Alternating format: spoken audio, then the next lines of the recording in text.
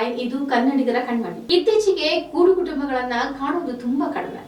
ಅದರಲ್ಲೂ ವಯಸ್ಸಾದವರನ್ನ ತಿರಸ್ಕಾರ ಮನೋಭಾವದಿಂದಲೇ ಕಾಣುವವರು ಹೆಚ್ಚು.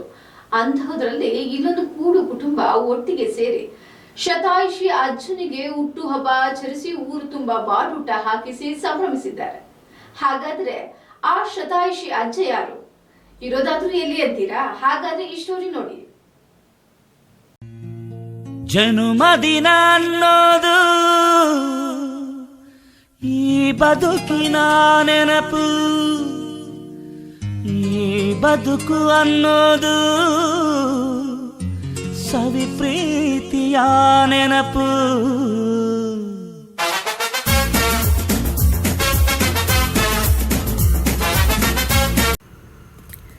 ಊರು ತುಂಬ ಚಪ್ಪರ, ಕಣ್ಣು ಹಾಯಿಸಿದಷ್ಟು ಜನವೂ ಜನ. ಬಂದವರಿಗೆ ಭರ್ಜರಿ ಬಾಡೂಟ. ಅಜ್ಜನ ಜೊತೆ ಸೆಲ್ಫಿ ತೆಗೆಸಿಕೊಂಡು ಖುಷಿ ಪಡ್ತಾರೋ ಮಕ್ಕಳು, ಮೊಮ್ಮಕ್ಕಳು, ಮರಿಮಕ್ಕಳು. ಹೌದು, ಇಂಥದ್ದೊಂದು ದೃಶ್ಯ ಕಂಡು ಬಂದಿತ್ತು ಹಾಸನ ಜಿಲ್ಲೆಯ ಮಣಚನಹಳ್ಳಿ ಗ್ರಾಮದಲ್ಲಿ.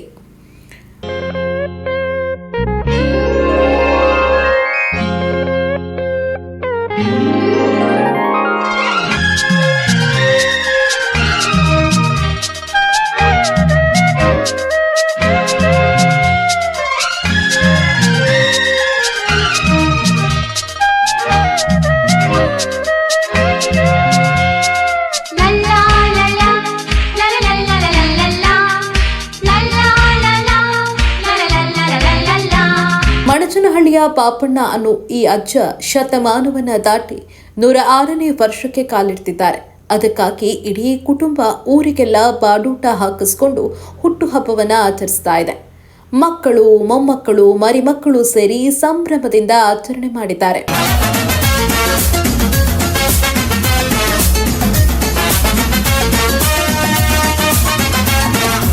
ಅಂದಹಾಗೆ ಪಾಪಣ್ಣ ಅವರಿಗೆ ಒಟ್ಟು 9 ಮಂದಿ ಮಕ್ಕಳು. ಅದರಲ್ಲಿ 5 ಜನ ಹೆಣ್ಣು ಮಕ್ಕಳು ಹಾಗೂ 4 ಜನ ಗಂಡು ಮಕ್ಕಳು. ಅಳಿಯಂದಿರು, ಸೊಸೆಯಂದಿರು, ಮಕ್ಕಳು, ಮೊಮ್ಮಕ್ಕಳು, ಮರಿಮಕ್ಕಳು ಸೇರಿ 40-50 ಮಂದಿ ಇದ್ದಾರೆ. ಎಲ್ಲರೂ ಒಳ್ಳೆಯ ಕೆಲಸಗಳಲ್ಲಿಯೇ ಇದ್ದಾರೆ. ಕೆಲವರು ಬೆಂಗಳೂರು ಸೇರಿ ಹಲವು ಕಡೆಗಳಲ್ಲಿ ಕೆಲಸ ಮಾಡ್ತಿದ್ದಾರೆ. ಕೊನೆಯ ಮಗ ಕೃಷಿ ನಂಬಿ ಬದುಕು ಕಟ್ಕೊಂಡಿದ್ದಾರೆ. ನಗುತ್ತಾ ನಗುತ್ತಾ ಬಾಳು ನೀನು 100 ವರ್ಷ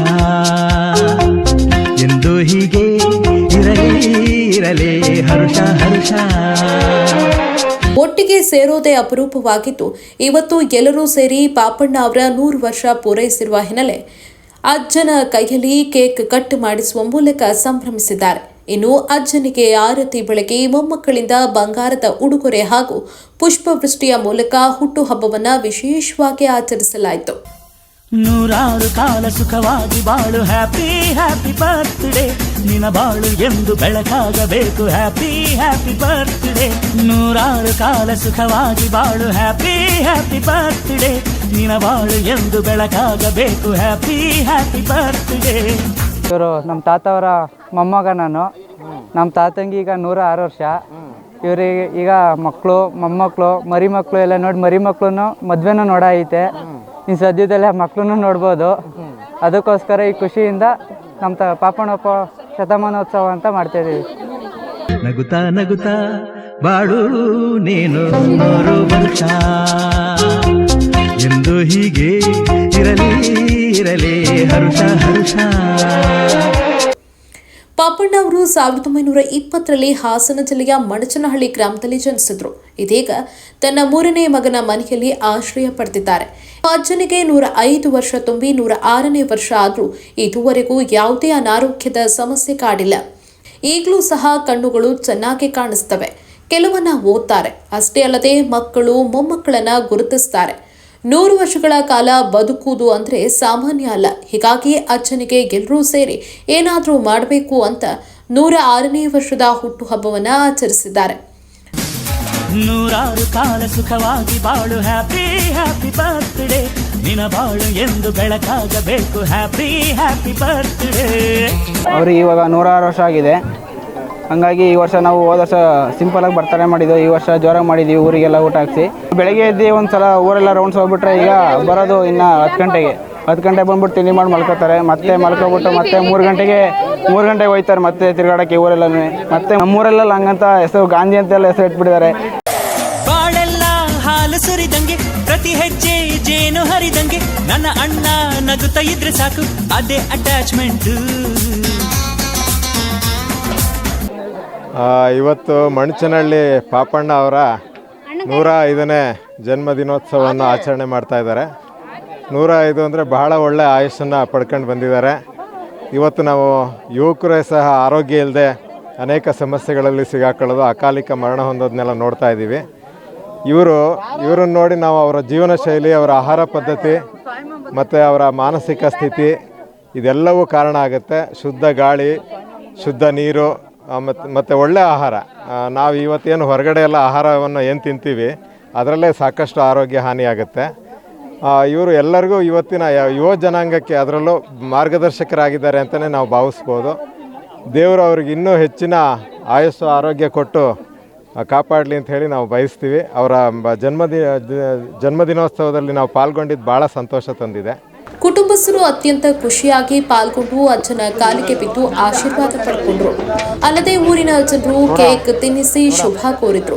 ಆಧುನಿಕ ಗಾಂಧಿ ಎಂದೇ ಊರಲ್ಲಿ ಕರೆಸಿಕೊಳ್ಳುವ ಪಾಪಣ್ಣ ಅವರ ಹುಟ್ಟುಹಬ್ಬಕ್ಕೆ ಊರೂರೇ ಆಗಮಿಸಿ ಸಂಭ್ರಮಿಸಿ ಭರ್ಜರಿ ಬಾಡೂಟ ಸವಿದು ಇನ್ನೂ 106 ವರ್ಷ ಬಾಳ್ಬೇಕು ಅಂತ ಹರಸಿ ಹಾರೈಸಿದ್ದಾರೆ.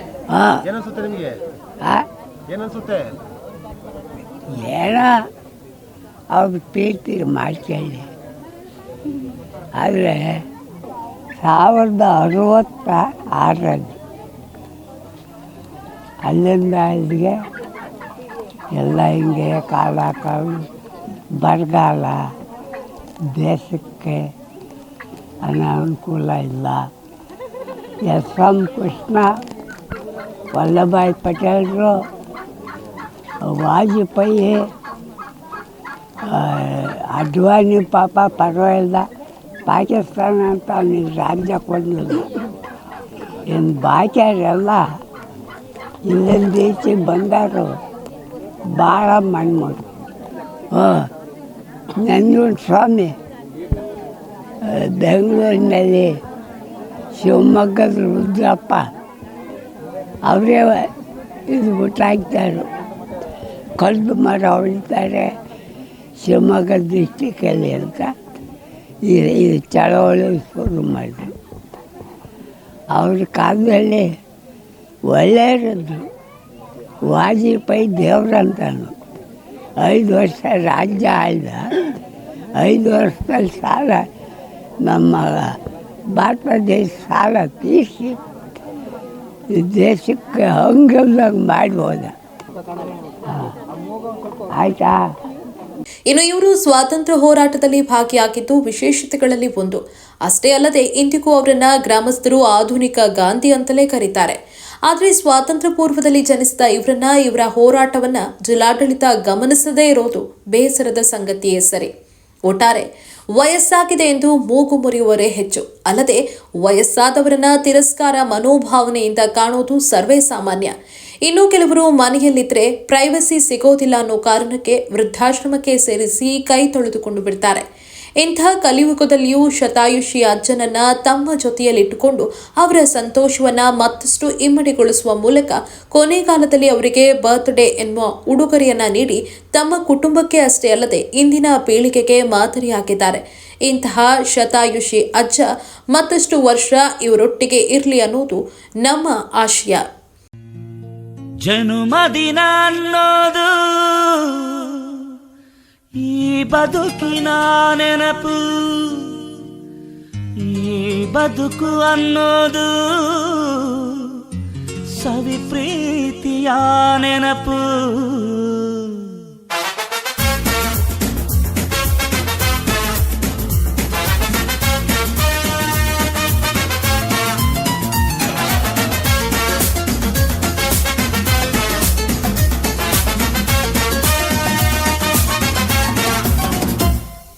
ಕ್ಯಾಮ್ರಾ ಪರ್ಸನ್ ಆನಂದ್ ಜೊತೆ ಗಿರೀಶ್ ಹಾಗೂ ಸಮೃದ್ಧಿ ಮೋಹನ್, ಕನ್ನಡ 9 ಹಾಸನ.